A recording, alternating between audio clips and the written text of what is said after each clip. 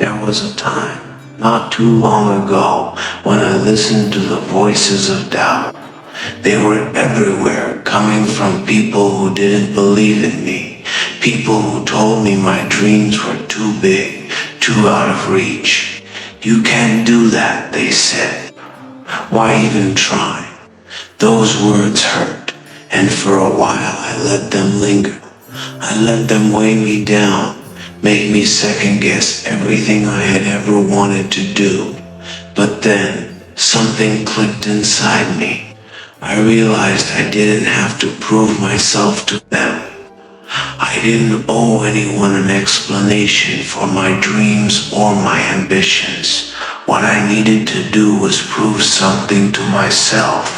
I made a promise to myself, an oath. I would not let the opinions of others define my worth or my potential. I would rise above it and I would succeed, not to show them that they were wrong, but to show myself that I was capable of more than they ever imagined. The journey wasn't easy, far from it. There were moments when I questioned myself. There were times when the weight of the world seemed unbearable, when the noise of doubt became so loud I could barely hear my own voice, but I refused to back down.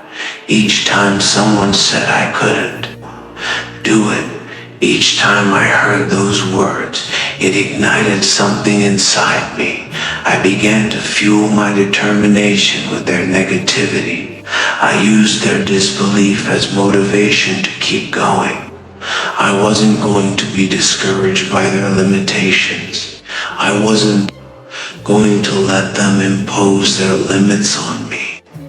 I knew that success wasn't going to come overnight, but I also knew that if I kept pushing, kept striving, and kept believing in myself, I would eventually reach that point where their doubts didn't matter anymore. I remember one particular moment when everything seemed to align, when all the hard work started to pay off. I had poured my heart and soul into a project that meant everything to me. People had laughed at the idea, told me it was impossible. But I worked day and night, even when it felt like no one else believed in me. And when that project finally came to life, when it became a success, it was more than just a personal victory.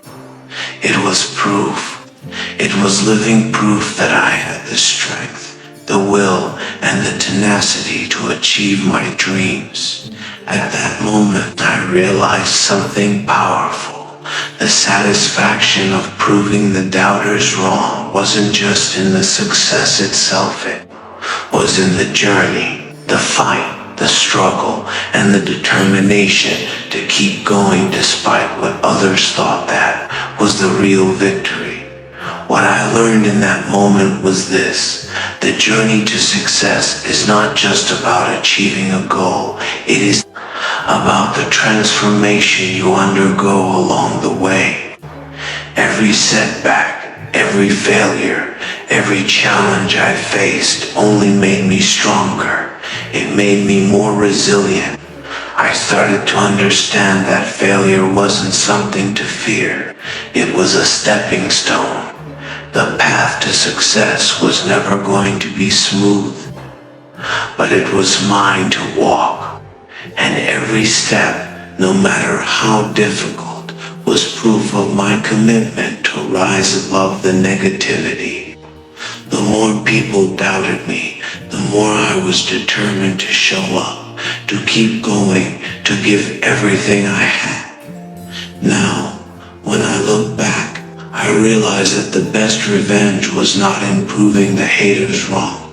The true victory was in proving to myself that I could achieve anything I set my mind to. I didn't do it for their approval, for their praise, or for their validation. I did it for me. I did it because I refused to let their words dictate my potential. My oath to success wasn't just a promise to reach a certain destination, but a promise to never let anyone else's doubts overshadow my belief in myself. And when I finally achieved what they thought was impossible, I didn't need to say a word. My success spoke for itself, louder than anything they could ever say. That, I realized, was the sweetest victory of all.